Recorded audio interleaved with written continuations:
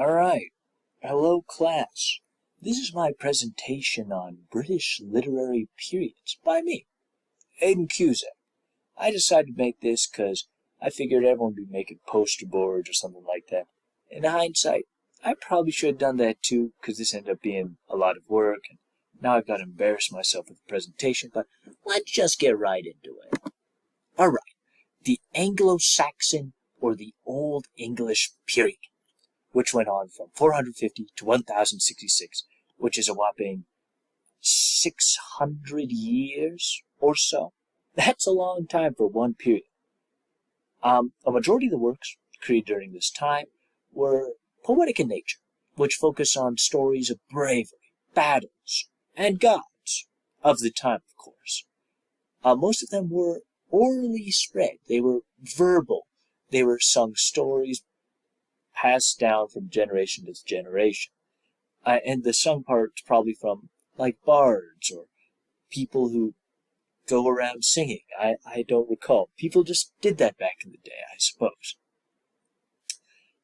However, in this 600-year time frame, Christianity became a very prominent thing in England, with now some of the new poems and songs written in the time being more religious in focus.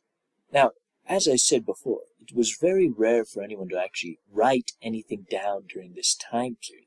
Most things were spoken or told in story form.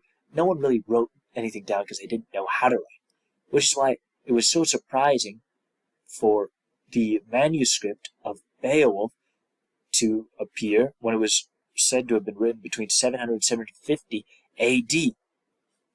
Just a bit of a work that was made during the time. Alright, on to the next slide. The Anglo-Norman or Middle English period. Now, this period introduced romance, love, and adventure to the otherwise conventional bravery, courage, gods, religion-based focus.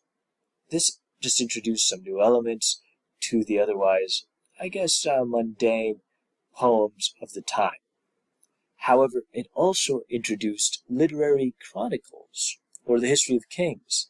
I believe that is Henry I in the top right there. Kings started wanting their feats, their deeds, and heroics to be written down for future generations. Of course, some of this information is going to be totally exaggerated because the king wants to paint himself in a good light. However, this is where many of the historical facts we have today about these, Anglo-Norman or Middle English kings actually come from. This is how we know, I suppose, the history of this time. Furthermore, there were lots of poetry and plays made, many prominent figures, I suppose, of the time.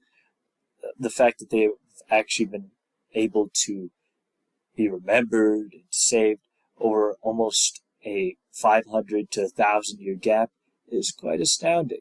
For example, there's Hilarius, who was originally named Hilary the Englishman, but I believe that's where Hilarius came from, was this guy's name. The Renaissance period. Now, Renaissance means rebirth, or the revival of learning. Now, the main focus during this time was humanism, which is man's focus on himself, which was originally a Greek concept, but the English kind of adopted it with, as can be seen by many of their sculptures, definitely resembling Greek sculptures, and a lot of the literary works kind of being focused on this humanism kind of identity. Basically, man finding their true best self.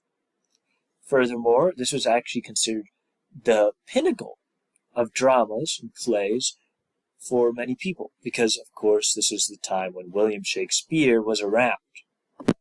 As you know, William Shakespeare is known for creating many very prominent plays and dramas. Now, not all of them were written down per se, but there were many plays still remembered, many scripts that still exist today.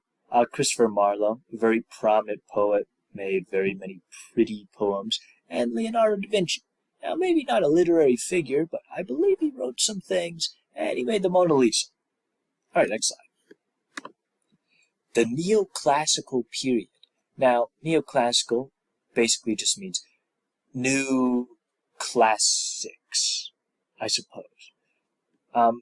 Many of the works created during this time were realistic, and they just focused on the realism and had certain precision to their literature. During this period, the novel developed and became a much more prominent thing. Now, there were definitely novels before this. However, novels kind of became more popular, with many of them being made and more of them being consumed by people. Now, as I said, most of the works kind of had a realistic focus, and they tended to be more intellectual and had a much more critical approach to human life and its problems, with it being new classical, basically meaning this period kind of focused on adding new values to people, like the value of hard work was a main focus, and this period kind of wanted people to understand that hard work will lead to success. That was one of the main points during this period. In the top right's John Dryden. He was a very prominent political, literary figure. Alexander Pope, poet, I believe. And there's Thomas Gray. He has the quote, where ignorance is bliss, 'tis folly to be wise. You know how it is. Lots of famous and smart individuals during this time period. The Romantic period. Now, as the title states, the main focus was romance. This was the age of poetry. You know how the Renaissance was the peak of plays? This was the peak of poetry, was the Romantic period. A change to much of the earlier works was this period focused on creating literary works for the simple individual, those who did not have the exact vocabulary of nobles. However, with more and more people actually learning how to read, it was actually a profitable market to create books and novels and poems directed at the common person with words that common people understood, because people during this time period were actually learning how to read. The common man. That means you can sell more books if you market to your average Joe. Many of these works focus on events of everyday life, like finding adventure in the mundane. In the top right is François-René Vicomte de Chateaubriand. He was just a writer during this time, wrote a lot of things. They were all in French, and they were supposedly influential, but that's why I put him there. And there was, of course, Jane Austen, creator of Pride and Prejudice. You know, probably. All right, the Victorian period. This was named after, of course, Queen Victoria. She was a big literary fan, I've heard. During this period, it was kind of similar to the Romantic period. However, this added the addition of a little more of a realist kind of writing style. But there was still a wide focus on Romanticism. It was just a little transitionary period, you know. However, one major thing that influenced the works of this time were scientific discoveries. For example, Charles Darwin and his theory of evolution, origin of a species, so on and so on. There were still the traditional works like Charles Dickens, A Christmas Carol, etc., you know, Charles Swinburne, several very prominent authors. Lots of good things were made during this time. All right, now on to the modern period. You'll probably start to recognize more of these British creations. For example, there's J.R. Tolkien's The Hobbit, a classic. I read it. Pretty good. Aldous Huxley, he wrote Brave New World. I think he was a bit of a nutcase. I don't like much of his works, but they were supposedly influential, so I'll leave it at that. John Masefield, a very prominent poet. There were many good poets during this time. He wrote Sea Fever. Heard it or not, was quoting William Wonka and the Chocolate Factory. But during this time, many of the works aimed to be unique. They wanted something new, not so much romanticism or realism.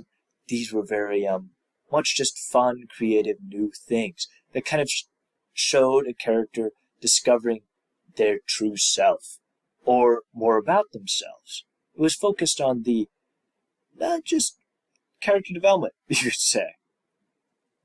As I said, most novels attempted to be realistic and psychological in the portrayal of characters, not making like cardboard characters, but actually very 3D, just deep characters with actual like emotions. And of course, this was after many of the works were made after World War One, which of course would have an effect on the works of the time, just like in the contemporary period, which is from 1945 to today. Now, just like in the last period, almost all these works were created post-World War II, which of course would affect some of the themes during this time period, with many of the works being focused on war, the history of war, whether we should go to war, so on and so on. But this has been a long period of 80 years, as you know. And there's been a variety of themes other than war just for the past 80 years. With every new generation, there are new problems, there are new focuses, like racism, identity, family, home, and search for the goodness in humanity, and so on and so on.